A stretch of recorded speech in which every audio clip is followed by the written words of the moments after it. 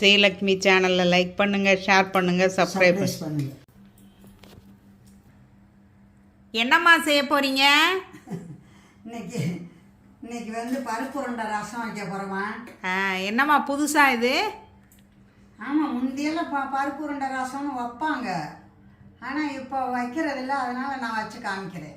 Okay, அதுக்கு என்னென்ன தேவைன்னு சொல்கிறீங்களா?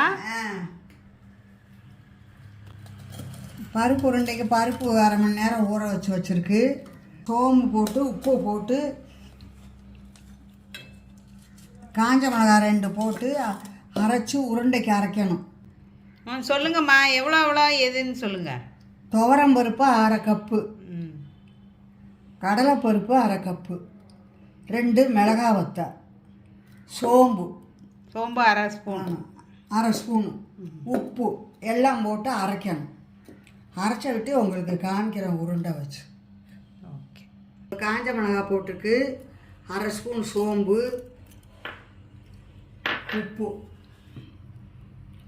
உப்பு போட்டு அரைக்கணும்.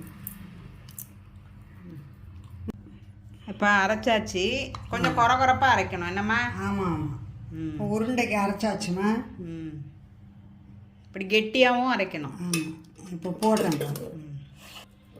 வெங்காயம், கருவேப்பிலை, கொத்தமல்லி,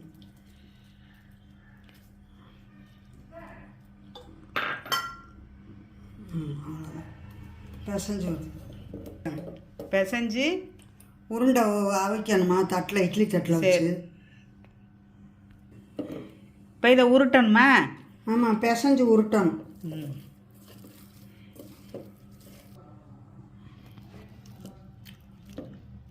இப்படி ஊட்டி வைக்கணும், சின்ன சின்ன உருண்டையாக ரசத்தில் போடுறதுக்கு. சின்ன உருண்டையாக தான் இருக்கணும். ஆமாம். ஓகே, இது இந்த ஸ்டீமரில் நாங்கள் வச்சு இப்போ வேக வைக்க போகிறோம். இப்போ எல்லாமே உருட்டியாச்சு. இப்போ இதை வேக வச்சுருக்கோம். இதில் வந்து ஒரு 10 நிமிஷத்தில் வெந்துடும். அதுக்கப்புறம் நம்ம இதை ரசத்தில் போட்டுக்கலாம். இப்போ ரசத்தை ரெடி பண்ணலாம். சொல்லுங்கள். 1/2 கப்பு புளி தண்ணி எடுத்துருக்குமா. இப்போ வந்து ரசத்துக்கு இந்த பாருங்கள், ஒரு தக்காளி போடுறேன். கொஞ்சம் உப்பு. ஆமாம், கொஞ்சம் மஞ்சத்தூள். நல்லா தக்காளியை கரைச்சிக்கணும் என்னம்மா? பெருங்காயம் ஒரு கட்டி, பெருங்காயம் அது இதிலே தண்ணியிலே போட்டுறணும். பெருங்காயம் புளி தண்ணியிலே போட்டாச்சு. ஒரு 1/4 டீஸ்பூன் மஞ்சத்தூள், சாம்பார் பொடி 2 ஸ்பூன், ரசப்பொடி 2 ஸ்பூன்.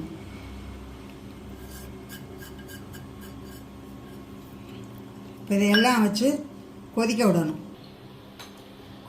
ரசம் கொதிக்கணும். ரசம் கொதிக்க ஆரம்பிச்சிருச்சு. அதுக்கப்புறம் நல்லா கொதிக்கணும். ரசம் கொதிச்சிருச்சு. இப்போ பூண்டை போட போகிறோம். சொல்லுங்கள். ரசம் கொதிச்சிருச்சுன்னா பூண்டு இப்போ போடுறேன். பூண்டு கொஞ்சம் கடைசியில் போட்டால் தான் நல்லாயிருக்கும். முதலே போட்டோம்னா இதாகிடும், கரண்டி எடுங்க, அடுத்த மாதிரி ஆகிடும். இப்போ பாருங்கள், ரசம் வந்துச்சு. கொதிக்குது. உளுந்தம்பருப்பு போடுறேங்க. ரசம் தாளிக்கிறேன். இப்போ சும்மா ஒரு வாசனைக்காக ஒரு மிளகாய்.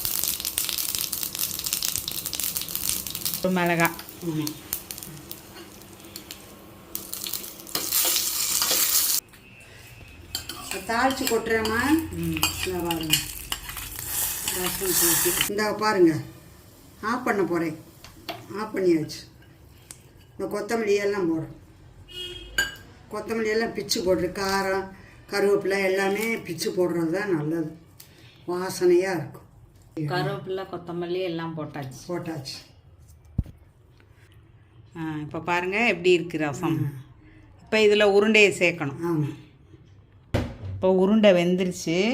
இப்போ இதை நம்ம ரசத்தில் சேர்க்க போகிறோம். ரசம் ரெடியாக இருக்குன்னு சொல்லு. ரசம் ரெடியாக இருக்குது. இப்போ இந்த உருண்டையும் வெந்துருச்சு. இப்போ அந்த ரசத்தில் இந்த உருண்டையை சேர்க்க போகிறோம்.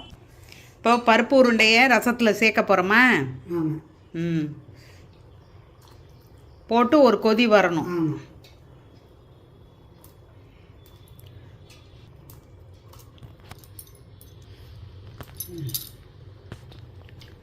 போட்டாச்சு. கலந்து காமிங்க. பாருங்க, பருப்பு உருண்டை போட்டாச்சு. பருப்பு உருண்டை ரசம் ஒரு கொதி வந்ததுன்னு தான் அணைக்கணும். ஒரு கொதி வரணும். கொதிச்சிட்டு இருக்கு.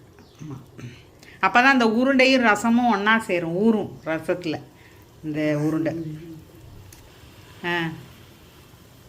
ஆஃப் பண்ணிடலாமா?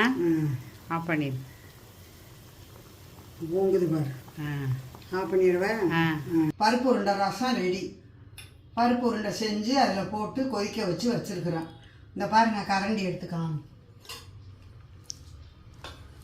இந்த பாருங்க, நீங்கள் சொல்லுங்கள்.